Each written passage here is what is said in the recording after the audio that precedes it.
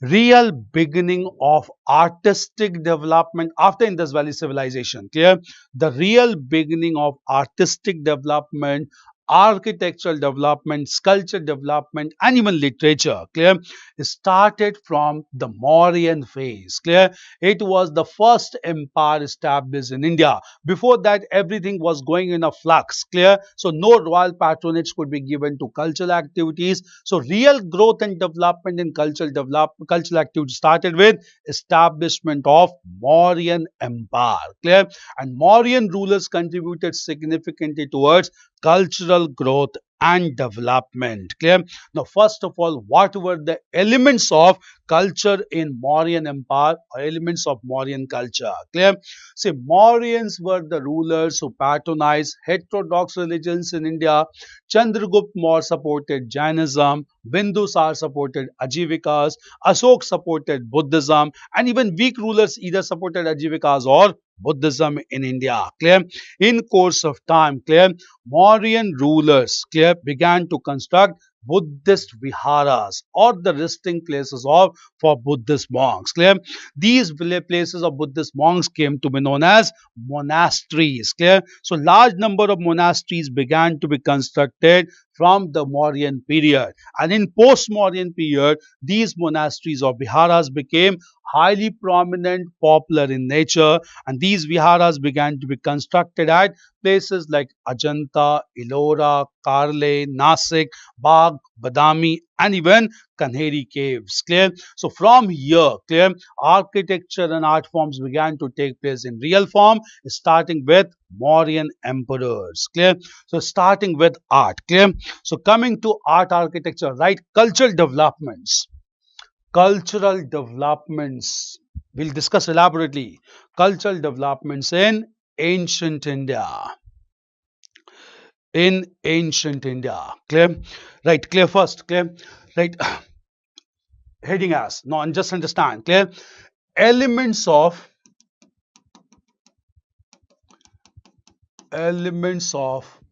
Mauryan culture. Elements of Mauryan culture. From here only. Clear? Now, first of all, the elements of Mauryan culture. Clear? Mauryan rulers first of all began to construct viharas, also known as the monasteries. Viharas, also known as the monasteries, which were places of residences for monks. Clear? In fact, clear, Ashok constructed some viharas at Nagarjuni Hills,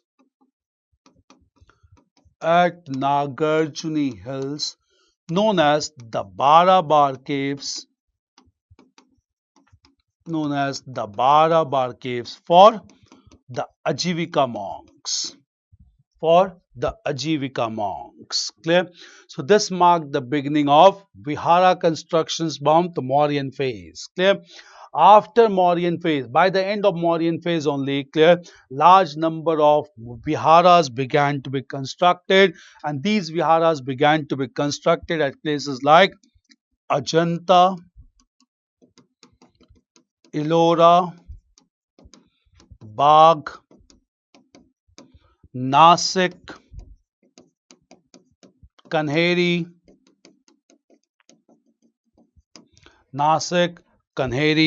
Badami, capital of Chalukyas, Badami, clear, and even Karle, Badami and Karle, right? These places, clear, and Karle, clear, Karle. Now coming to clear, this was. Now, what was the specific feature of these all viharas? Clear.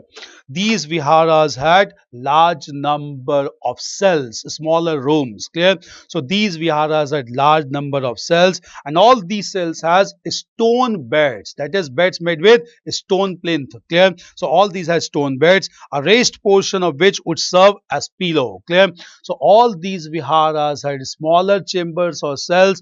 Every cell had a stone bed which one side elevated to act as pillow. Clear? Clear is pillow. Clear? And at the same time, a small Hollow in the wall of the cell would be a space for keeping an earthen lamp for lighting. Clear? So at the same time, every vihara had smaller cells. Every cell was meant for Buddhist monk. Every cell had a stone bed with one portion elevated to act as pillow, and certain space, hollow space, was kept on the wall so that earthen lamp could be kept for lighting, because of stone caves of viharas, all these were dark chambers. Clear? These were the distinctive feature of all these viharas, which were constructed by cutting the stones. Clear?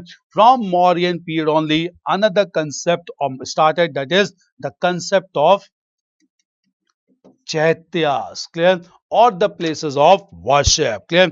Chaityas were also constructed along with viharas at all these places like Ajanta, Ellora, Bagh, and even Nasik, Kanheri, and Badami. Clear? Now, what were the distinctive features of the Chaityas? Clear? These Chaityas were prayer halls. Clear? And at the same time, clear, all these were Buddhist shrines. Clear? So most of these were Buddhist shrines, and in Buddhist shrines or prayer halls, there was a stupa at the end of the hall on the side of the pathway. Clear? There was stupa constructed at the end of the path in the chaityas to be worshipped by the members of the Buddhist religion. Clear? At the same time, they also acted as place for community worship by the people. Clear? And these were marked by great development of architectural merit. Clear? The chaitya at Bhaja, it's very important one. Clear? The chaitya at Bhaja, modern Maharashtra. Clear? The Chaitya at Bhaja was a very unique one, because at the same time it's constructed with a hall and semicircular roof. Clear? And this semicircular roof was marked by a hall for worshipping of common people, and it was marked by elaborate designs. So most important, Chaitya was constructed at Bhaja, which was marked by circular and semicircular roof in order to have a feeling of worship among common people with community worship. Clear? This was the most representative Chaityas. Clear?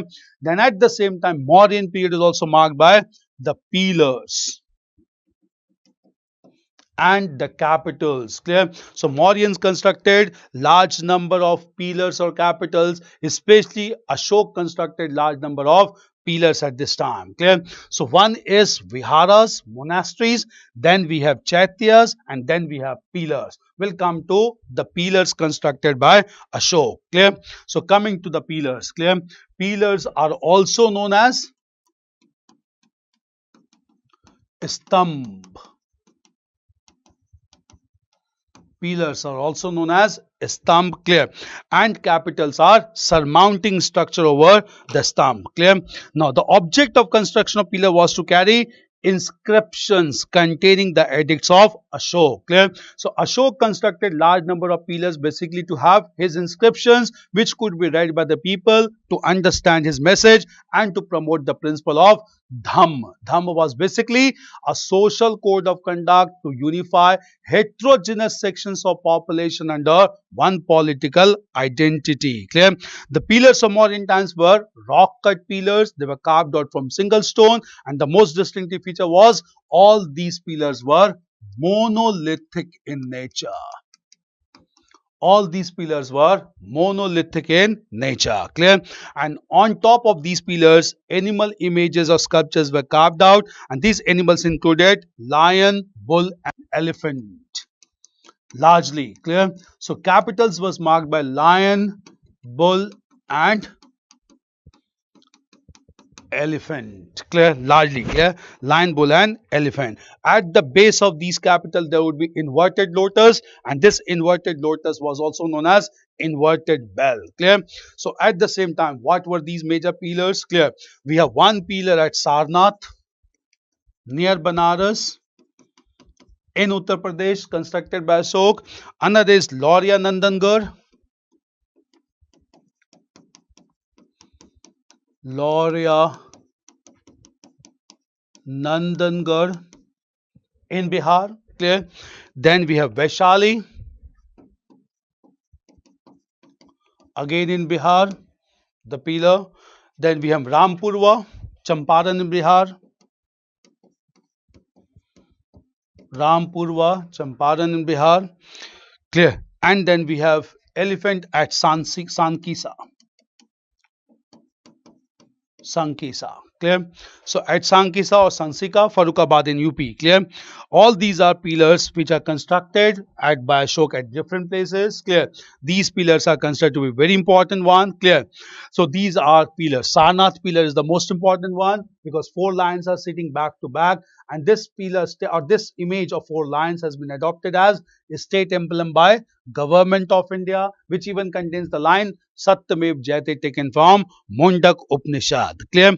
Apart from this, Mauryan period is also important for another constructive work construction, and this construction was in form of the stupas. Ashok started the construction of stupas in India, and these stupas were constructed by Ashok to worship the remains of Gautam Buddha. Clear? The most important stupa being constructed at Sanchi near Sarnath, Sanchi near modern Madhya Pradesh. Clear? Near Bhopal. Clear? Coming to this structure. Clear? It is a hemispherical structure constructed. On top of this structure, there is a rectangular box where remains of Gautam Buddha are kept. This is known in Buddhist religion as Harmika, which is surmounted by three circular discs, and this is known as Chhatri, which indicate the teacher, the teaching, the taught. Clear? This is one thing. At the same time, clear? This hemispherical structure is surrounded by a circular path. This path is known as Pradakshinapath or circumambulatory path, so that worshippers can move around to worship the images of Gautam Buddha. Clear? At the same time, this whole structure is surmounted or is enclosed within a large boundary wall. Clear? This boundary wall is known as Vedika. This boundary wall is known as Vedika, and it is interspersed with four gateways at four corners, and these gateways are known as Toran. These gateways has panels which depict the previous birth of Gautam Buddha taken from Jatak stories, and this place in between the enclosed boundary wall and the Pradakshina path, this place is known as Medhi. This place is known as Medhi. Clear? So these are terms to be known for stupas. Clear? The most important stupa constructed at Sanchi. Sanchi is very important because it has been declared as solar city, first solar city in India. Clear? Now coming to the major stupas, where the stupas are constructed. Clear? Coming to this. Clear? One stupa is known as Dhamek stupa. Stupa is known as the Dhamek stupa at Sarnath. Dhamek stupa at Sarnath. Then we have Ramabhar stupa. Ramabhar stupa. Clear? Which is located in Kushinagar, UP. Ramabhar stupa, Kushinagar, UP. Then we have Vaishali stupa. Vaishali stupa. Then we have Kesaria stupa, Bihar. Kesaria stupa in Bihar. Clear? And then we have Amravati stupa, Andhra Pradesh. Amravati stupa, Andhra Pradesh. Right, they can give it to match also. Clear? Dhamek stupa at Sarnath, Ramabhar stupa at Kushinagar, Vaishali stupa in Bihar, Vaishali region, Kesaria again in Bihar, Kesaria stupa in Bihar, Bihar only.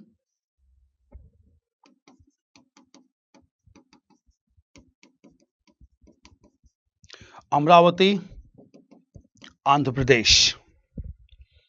Amravati, Andhra Pradesh. Clear? Andhra Pradesh, Amravati Stupa, clear? These were stupas, clear? Now, coming to Mauryan period, sculptures were promoted, artistic development that include sculptures as well,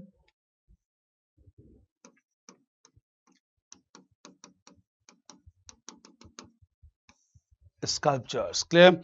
Now, among the sculptures, clear, large number of sculptures of yakshas and Yakshinis were made, clear. Yakshas were local male deity, Yakshinis were local female deities. Large number of Yakshas has been found at Parkham near Mathura, and Yakshinis has been found at Didarganj and Lohanipur, near Patna. Clear? These are very prominent development. Clear? Parkham and Didarganj. Clear? Now after this, clear? Now coming to post-Mauryan phase, after post-Mauryan phase, clear. After the decline of Mauryan Empire, clear. Major sculpture development took place in the region of Kaling, clear. Kaling or modern Odisha, began to be ruled by Kharwel, who supported Jain religion, clear. Kharwel who supported Jain religion, clear. And Kharwel constructed a rock cut sculpture of elephant, rock cut sculpture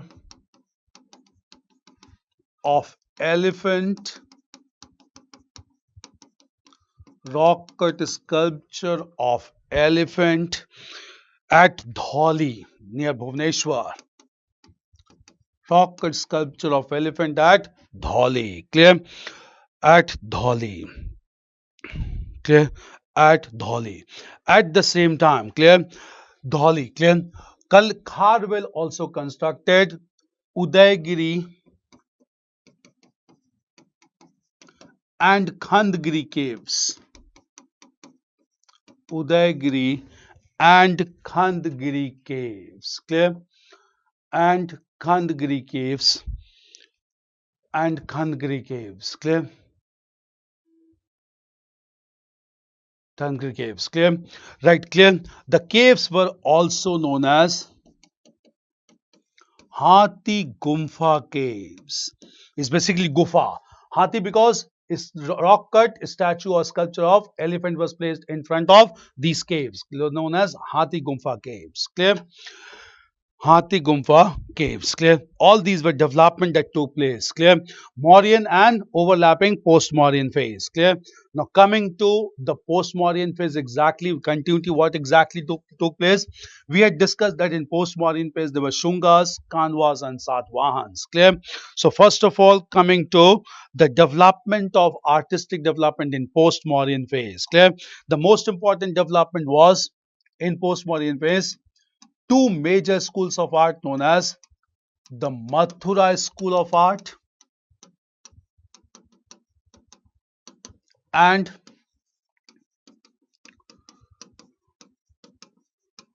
the Gandhar School of Art, and thirdly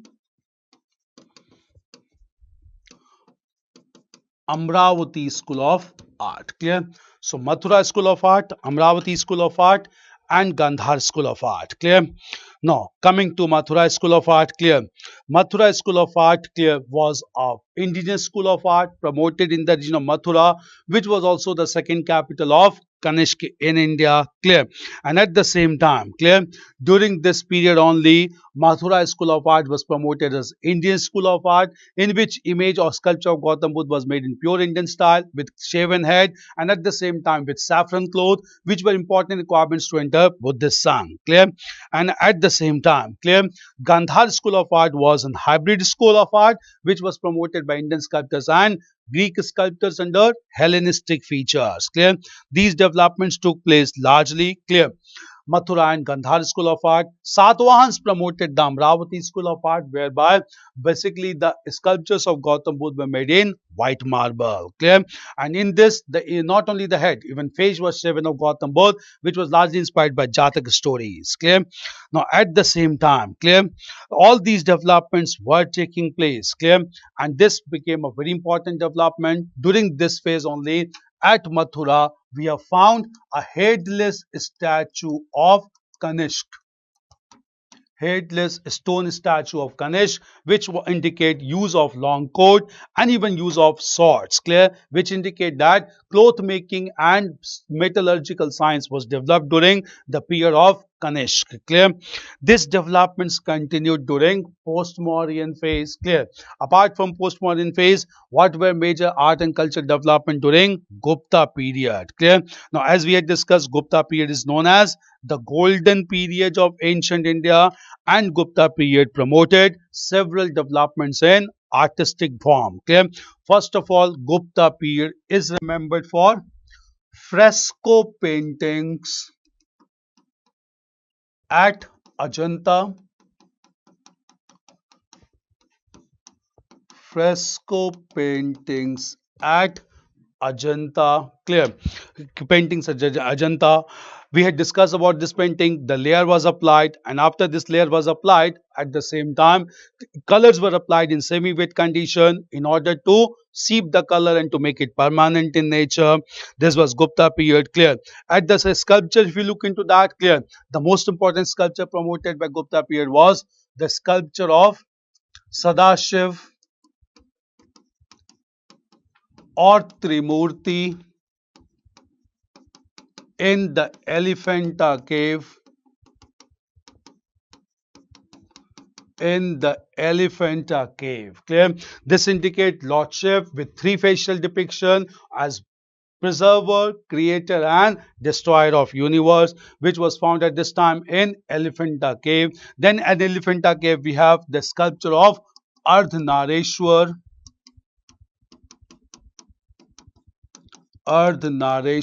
in which half goddess Shiv and goddess Parvati is shown. There is half male and female is shown, and this is sculpture is known as Ardhanareshwar, which was also a very important development. Clear.